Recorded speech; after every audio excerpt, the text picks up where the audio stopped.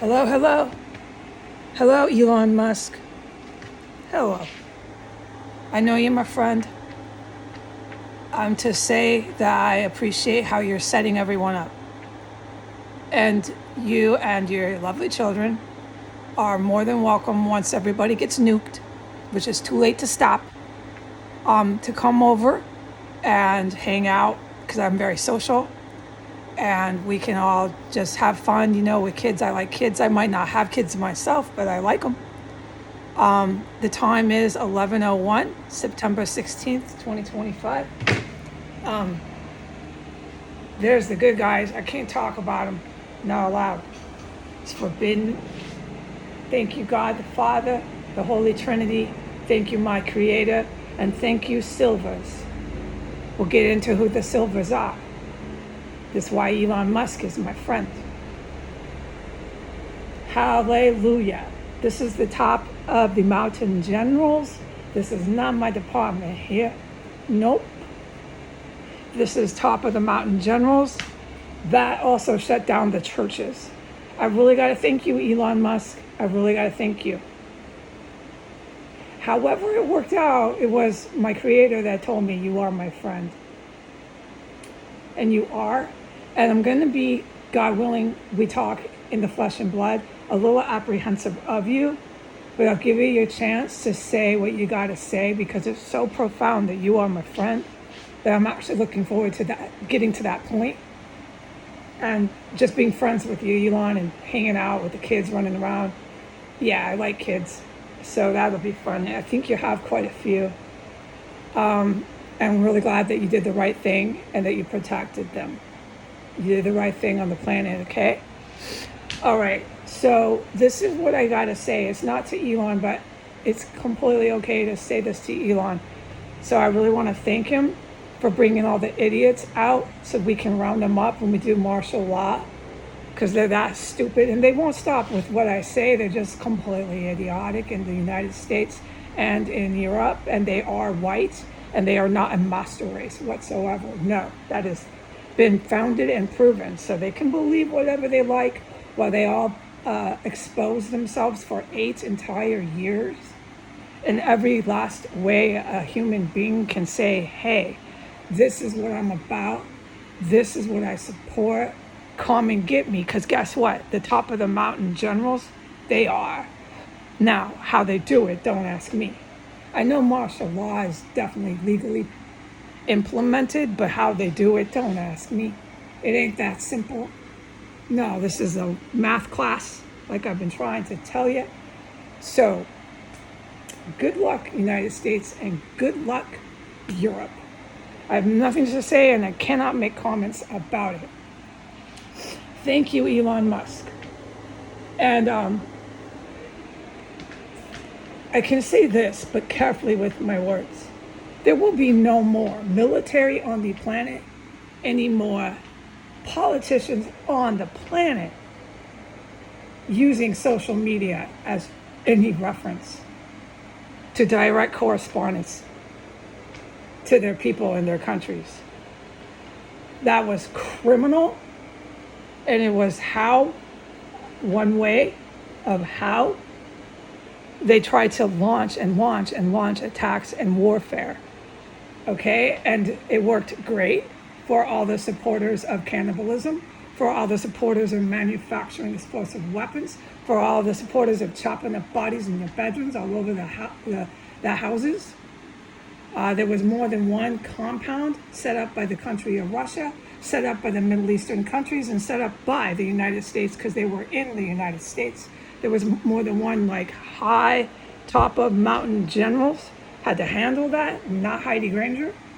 There was more than one of these compounds like I'm in now, and I cannot talk about it. So go ahead and support that, U.S. little freaks. Little freaks, go ahead. Go ahead, all the drug cartel, Latin drug cartel, support that. And then cry your little eyes out, alligator tears, because guess what? You don't have triage. You should never have ever have marched around with your white Canadian neo-Nazis, white fascist Canadian tyrants thinking they're taking over England, thinking they're taking over Canada with the Bill Clinton. And you should never have marched around with your drug cartel from the Latin region all over China thinking, hey, we did it. It's a wrap. We did it. We've taken Asia. No, you didn't. You're in the wrong math class from day one. But it's not my problem anymore. I'm not supposed to make any comments. I'm just going to say, because I can't stop myself, and it's, oh, right. Thank you, Elon Musk, for doing the right thing with your kids and with yourself. And I look forward to being your friend, however that works out. And I'm going to repeat myself, Elon, when I first meet you, God willing, it happens in the flesh, in the blood.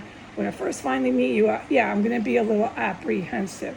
But remember, I do what I'm told. By who? Let's just say it's a guardian angel. All right, Elon? So I know in the end, me and you are actually friends. I know it. However that happens. But the first time you meet anybody, you have to go through that. So I will be apprehensive. God willing, I do meet you in the flesh and the blood. And I need to talk to you a little bit and get some clarity about what you did and why you did it. And then, me and you, I believe, I do strongly, almost certainly know that Elon Musk and Heidi are friends and it's some historical record. Okay, but that's not happening right now because Elon Musk is supposed to be my mortal enemy. I know that. And I'm supposed to be, well, I am. I'm not supposed to be, I am adamantly and completely opposed to social media because it was a military force used against my sovereign territory. That's all it was ever intended to be. So goodbye, social media. Goodbye. And guess what? Guess who gets their way? Me, Heidi Granger. All right, so yeah, that'll be a relief for so many people on the planet who have kids. They'll be so glad about that. I know, I'm looking out for you guys, okay? Everybody in their nice 3-bedroom houses with 2 bathrooms, your regular families. Maybe you got a nice couple of bedrooms in a nice apartment. You got your kids. I know. I'm looking out for you. It was actually a woman that was doing it. It was a girl, yeah. I was born a girl. I am a woman. I'm looking out for you. I don't want a lot of money. No, trust me on that. I mean, watch my actions. I'm not one of these rich-o millionaires. Nope. And you never see me do it. The moment I get any sort of large sums of monetary income, disposable cash, all I do is give it back to you in your 3-bedroom, 2-bedroom houses. All I do is give it back to you in your 2-bedroom apartments. I give it back to the people. That's how the planet, your planet, Earth, works. And you're going to have a big eye-opening to that. Okay? Now, today I walked through more lethal gases. I can't say when, I can't say how painful, I can't say anything, but it was really awful. But that's part of your learning lessons on this planet. Okay? And those guys that I don't know if they came up on the video because I'm supposed to not talk about them, they're very aware that I do that. Back and forth to the bathroom. That's all I do. I am to report there's a stinking, reeking dead body in my bedroom again. Yeah, not everybody does what I do. Nope. All right, so, oh yeah, I'm furious about the endless torture of poisonous gases, and I'm really, really horrified by having to smell dead, disgusting human remains all the time here, but I'm forbidden from talking about it. What I am to say, and the combat here is off the charts, but don't ask me to report that. Cannot say a word. All right, what I am to say is this. Shetland, Shetland, is a classic foreign film, type of stuff and things. It was first made, Shetland, to be a foreign film thing. By season 7, it started to go down. Season 8 and season 9, I don't know if I can keep watching it. This is why. They did the same thing to Shetland as they did to Father Brown. I literally watched every one. If I wasn't sitting here watching it, I had it running, I was listening to it. And both of them. And so it's I don't need to tell the good military, international or US, what Amazon, what these other broadcast companies did with what we view and watch at home. Not a word. I don't need to tell the good guys how they weaponized and used against the people what they were watching at home. But here's an example. So Shetland, by season 8, season 7 got so bad. They did the human trafficking. It was incredibly excellent. And then the following series after that, it's like 7 or 8, but by 8, you know it. It became nothing but this, exactly like Father Brown, the same thing as Father Brown. Any black characters, any dark-skinned characters are negative. They're either suspects in crime, or you're watching it suspicious of them, and you don't feel safe and secure and warm when you see a dark black-skinned or dark Indian type person on Father Brown or Shetland. This is only once they started taking over the screenplay and the production. It is distinct how it turns completely into a different programming by season 7. And by Father Brown, I put it into writing what season. I couldn't even watch it anymore. It's stark and clear, and it's repulsive. If you have dark skin, how hurtful and repulsive that crap is. Okay, so that's one thing you'll notice. The second thing is they demoralized and degraded the main character, who's this brilliant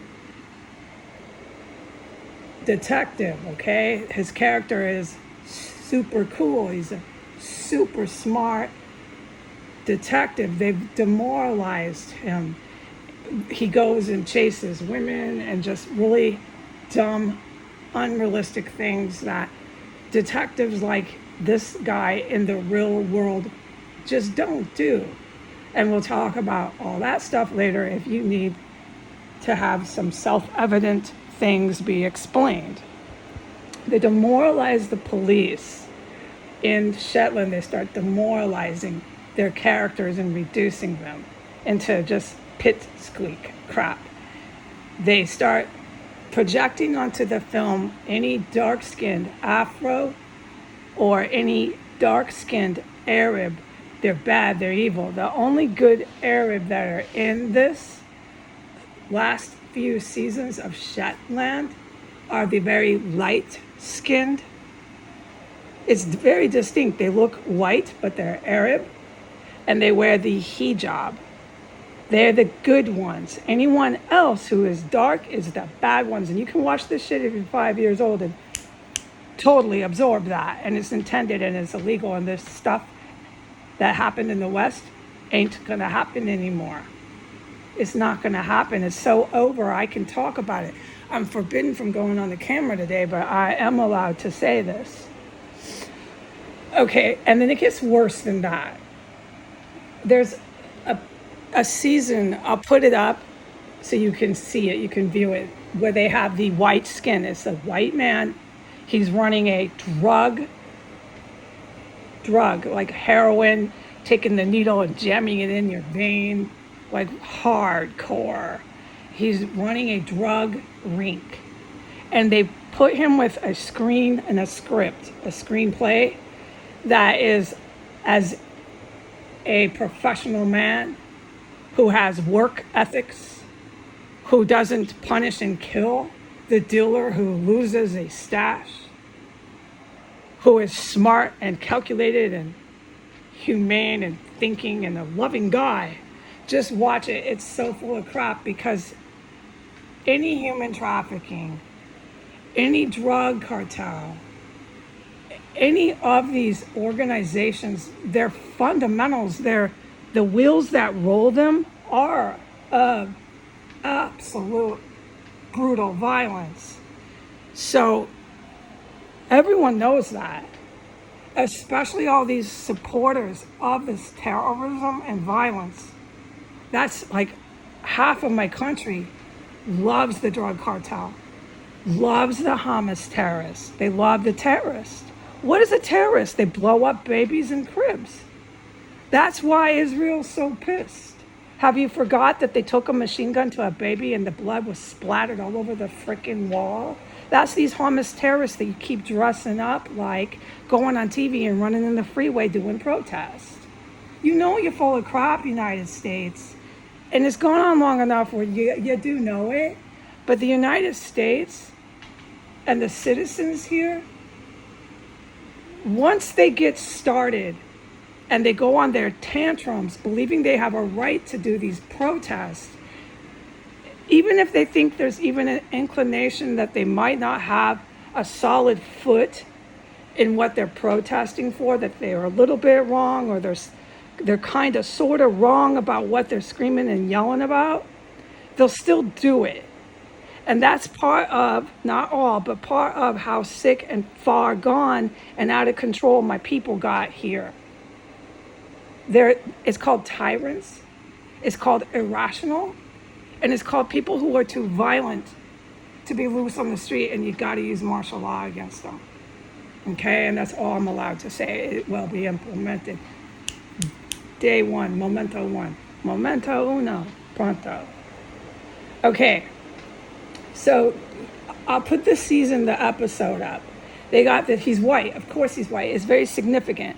So what they've done in the West is they've convinced the black and the brown-skinned people that the bosses of any drug and criminal organizations, the high rankers, the ones that have all of the billions of dollars that everybody in the capitalist countries of England, of Europe, capitalism, all the ones that want to be capitalist, they want to be democracy, they want to be capitalist, the Russian mafia in Moscow, they're trying to attack Russia as I narrate this, to have capitalism implemented in Russia, to take over the Kremlin and say they're democracy, capitalism, so they can have lots and lots and lots of money. That's not the point of capitalism, but if you let capitalism run wild, it's exactly what will happen.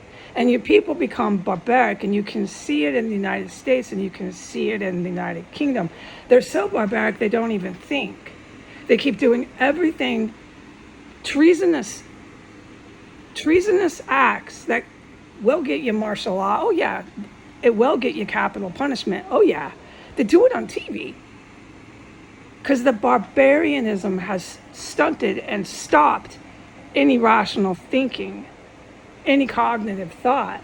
It's all impulse, reaction, reactive. They're barbarians. They cannibalize. What else do you expect a person like that to do? And we got tens of millions of them here. Okay, so right now in the West, Europe, America, they still have lots of money, lots of food, lots of makeup, lots of perfume, lots of cars, lots of music to listen to, lots of TV to watch, on and on and on, etc., etc. So this is some of the TV they watch. So you've got the white guy telling the world on the Shetland last few series that the drug organizations have some sort of industry and laborers practice. They don't have L&I, laborers and industry. They're not looking out for the drug dealer who lost the stash. We won't punish him. He's our guy. We have ethics and humanity about this. We pick and choose who we kill like we're thought-thinking, empathetic drug cartel killers. It's just crap. It's such crap that you can really see it, okay? And somebody needs to say something. But guess what race he is? He's white. And what has happened is in my country, the brown and the black took that bait and they all work for the white gangster now. And the white gangster is out of the United States. I can't name names. And the white gangsters, there's a group of them. Some of them can't stay off the social media and the TV. The white gangster is out of Moscow. Putin's a huge one. The white gangster is the Jewish guy out of Ukraine. Obvious Eastern European pimps. These are your mob bosses. They took it over. And anyone black and brown works for that white guy. Okay? And those white guys, those mob bosses, they're buddies, they're workers, the guys that work with them, their alliances. They'll make it sound real professional on your TV.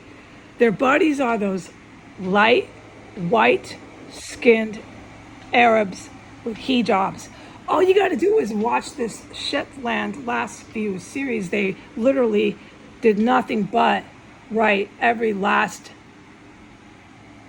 costume, wear the hijab, put the light-skinned Arabs, and screenplay words into almost every last episode of the last few seasons of Shetland. That's all they did. It was a full-time job. And anyone who's watching it says, what happened to Shetland? Anyone watching it says, what is this? White guys are empathetic, thought-thinking, moral, ethical, caring about their drug smugglers and their drug, when they carry them through the airports, they're called something. I can't remember words. Like, they care about these people. The ones that stuff all over their bodies and sneak into airports. They're putting it on the TV like the guys who care about them, the bosses of these people, are white men, and they care and they think and they sleep at night concerned about their health and safety. Just watch this shit. It's right there in the screen, and it's in words, and it's in costume, and it's stunning. So they have that, and I just need to say something about it. I'm allowed, and I'll put up the episode and you can view it too. They're not caring. They are not all white. But this is what they want, this mafia dictatorship that they're wishing they could have in Europe, and they're wishing they could have in the United States, that just gets them nuked. Everybody gets hit with nukes. That's all you got. You don't get nothing else. But they want that. They want the mobster, the white guy, to run it all. Okay? He's going to take over China too in his big stupid head. He thinks that too. He's going to run all the black and brown. He's a mobster boss, and everybody does what he says. And he's going to lie to you and say he cares about you at night. He really cares about you. And if you just lose a big stash bag, he's not going to punish you. He's a caring, loving mobster gangster. And it's in the script. Now, another thing that brought down Europe and brought down the West is this. And I'm going to go because I want to hurry this up. This is my closing statements. In this very clear, with evidence episode, I'll put both episodes up. They have the female detective. She gets pregnant. Her spouse, she never married. There's red flag number one. She works a detective job, okay? She's pretty conformist. She's pretty everyday suburban chick. Red flag, why isn't she marrying her boyfriend who she was very involved with, and there's no reason through the screenplay for them not to just go to the courthouse or whatever and get married since the girlfriend is pregnant. Okay, that's where you start to notice it. Then the next season comes and she's had the baby. And this is the thing. She left the baby at home as an infant to go back to being a detective. The baby's getting its breast milk from the dad. The dad is a stay-at-home dad, and she's out chasing bad guys and doing her breast milk and leaving it with the dad. And you'll see it. It's in the episodes. I'll put them both up. Guess who's cooking spaghetti dinner and wearing an apron? The dad. While she's out there getting into it, fist fights and hanging around all these DOA, dead bodies, all this stuff that is really hardcore, that real life detectives do have to do that. It takes a certain type of person, and no woman on planet Earth would pump her breast milk, ditch her baby with the dad, and go off and hang out and risk her life after having a baby, because the job is a dangerous job, and keep running around with dead bodies and chasing robbers, and then stop a few hours later, 3 hours later, pump more breast milk, run home and give it back to the dad. And at that point in the afternoon, he's got the apron on, cooking spaghetti dinner. Now, this is the thing. It's so not even planet Earth what they did to Father Brown in Shetland that I really wanted to say something. But they're telling you at home that that is what you're supposed to do. Now, this is the thing. The dad, get this, his character is an IT guy. Now, get this. In one of the screenplays, it says, it's like I'll put them up if you want to watch all three, the screenplay, the words. She says this. She says he's half man, half laptop. LAPTOP, laptop. So he's this IT genius guy. Now, we all know the guy can make 10 times more than her. He's an IT, highly educated from some accredited college, tech wizard. But who's bringing home the bread and butter? The lower paid woman who ditched her baby, pumps breast milk, runs around town, bringing it back to the IT tech guy who's wearing an apron, cooking spaghetti dinner. And then in the last episode that I'll put up that I have watched, which is making it so I can't even hardly stand this show anymore, she disrespects him and says that he's desperate and starts verbally abusing him at the dinner table with the spaghetti dinner and the baby. So this is what they want women in Europe and in the United States to believe, that this is how we're supposed to be. It's not possible, and I'm going to wrap this up and I'm hanging up soon. It's not possible. You have biological law. You can't fight it, no matter what. And once you carry a baby like that, I know, all right? You're not going to want to just run back and risk your life, especially at a job like that, and just ditch the baby with some boy that you say you love and tell him, oh, sweetie, no. Don't make 10 times more income than me. No, sweetie, we'll both suffer and try to pay the bills while I go risk my life and pump breast milk. And I want you to stay at home and cook spaghetti. Although you're the highly trained and skilled, beyond belief, calculus and who knows what kind of math you took. No, you stay home. I go get the low grade detective pay. That's what I'm going to say. And in closing, I'm going to say this. Once the martial law is kicked in and all this crap is off your television, and all these idiots that did everything on TV, press, radio, and film to show what they support, terrorism, attacking their country violently, white nationalism, etc., disinformation through your media, misinformation through your media, money laundering, etc., murder, mayhem, you name it, the Americans and the Europeans did it. Once that's shut down, your bobbies and your police get 5 times more pay. They get paid what they're worth. We don't disintegrate and demoralize our law enforcement once that martial law is kicked in. And you can thank me for that. They get paid, dude. Now, you might not get paid as much as an IT guy. No, because, look, they went to all this math. They know math that most people don't know, okay? But you get paid what you're worth. Those detectives make 3 times more. And you can thank me, so I gotta go. Goodbye.